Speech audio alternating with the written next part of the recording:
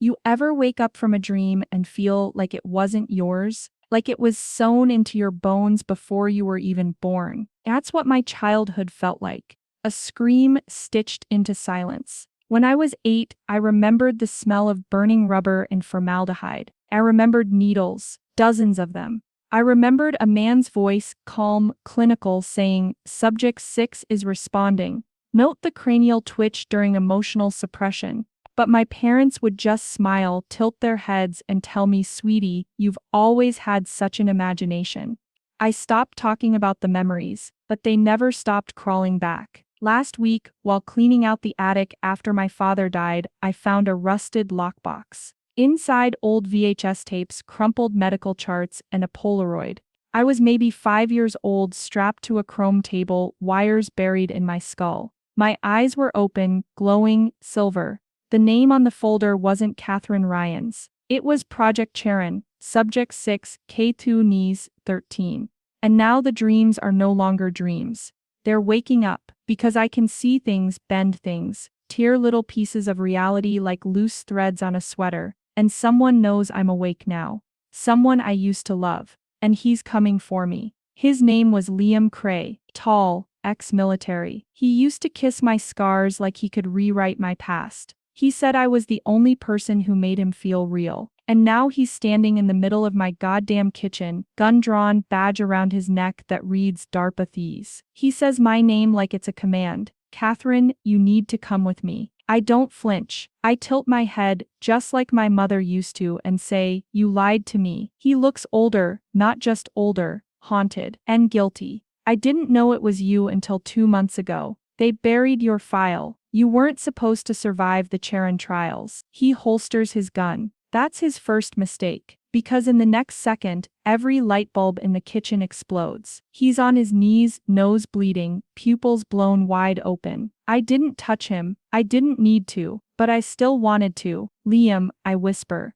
kneeling in front of him, "you loved me once. What did they offer that was worth losing me?" And he says nothing, because now I can hear his thoughts. And I know this isn't about containment. It's about ownership. I drove for 9 hours straight, north, middle of nowhere, ended up in a dead town called Thatcher Ridge, population me and my regrets. That's where I found Facility 13, half buried in the snow, rusted out like some Cold War tomb. Inside, the walls still smelled like bleach and blood. Some of the beds still had straps. And the mirrors weren't mirrors. They were observation glass. I remembered the room, the humming light. The way I used to scream so hard my throat would bleed. I remembered that they watched us but never spoke, never comforted, never explained. On one of the walls, my height marked in red pen, from age 3 to age 9, like I was a sapling being tracked, not a child. I found room Theta 6, my room. Inside was a metal chair, restraints rusted shut, and a frozen corpse in a white lab coat, slumped in the corner, eyes still open. I recognized his face. He was the man from the dream. The one who used to whisper, "Feel nothing, want nothing, you are a tool." Except I wasn't. I was a weapon.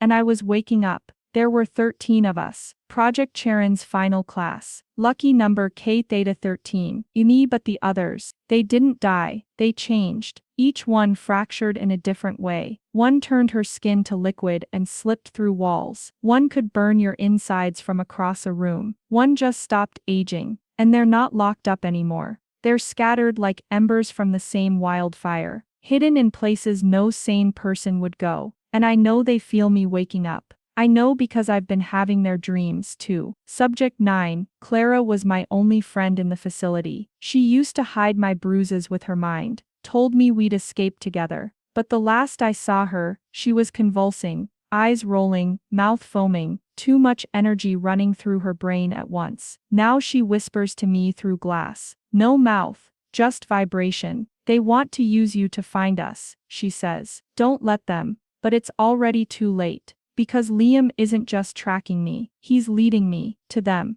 I passed out in an abandoned motel outside Spokane, woke up choking on black oil pouring out of my nose, my arms twisted, fingers split into something else, not claws, not bone, something in between. I screamed but no one heard, except Liam. He found me in the bathtub, convulsing. Didn't draw his gun this time. He just stared and said, "They knew. They always knew you were something else." I asked him what he meant. He handed me a burned file. Inside my genetic sequence, dozens of red-inked anomalies. The margin note read non-terrestrial markers confirmed. Subject the 6th of May represent a hybrid prototype, possible pre-contact entity. Proceed with sterilization protocol. I laughed. I laughed so hard I cried. I wasn't just a subject. I wasn't even born. I was made. We didn't sleep. But he kissed me. The way you kiss a ghost you still want to haunt you. He said, "I can get you out of this. I know people. I'll fake a file, crash the satellites. We'll disappear." But I wasn't sure if it was guilt talking, or something worse,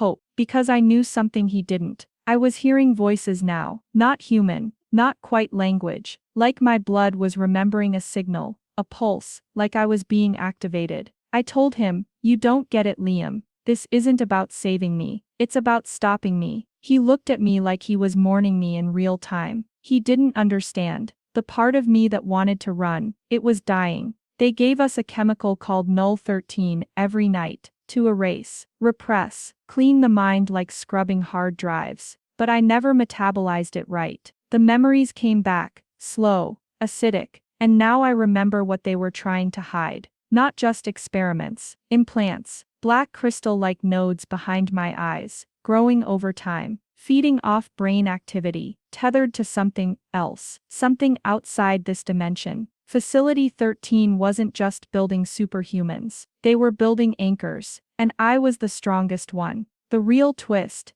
DARPA didn't start this, they just inherited it. I broke into a data vault in DC under the Pentagon, blood still drying on my boots from the guards, inside encrypted files, names, coordinates, and this one line, repeated over and over, property of Charon Initiative, Est, 1947, Roswell debris containment. This wasn't a government project, it was a recovery project. They weren't trying to make gods, they were trying to control alien code. And I am the result of a failed attempt to contain it. But I'm not failing anymore. I'm evolving. I returned to Facility 13 last night. Not to hide, to take it. Every camera shut down. Every soldier dropped to their knees when I walked through the gates, some vomiting, some weeping. Clara was waiting for me inside. Or what was left of her. We didn't speak. We didn't need to. She reached for my hand. And I saw it, the throne room underground. Me, sitting where the director once sat.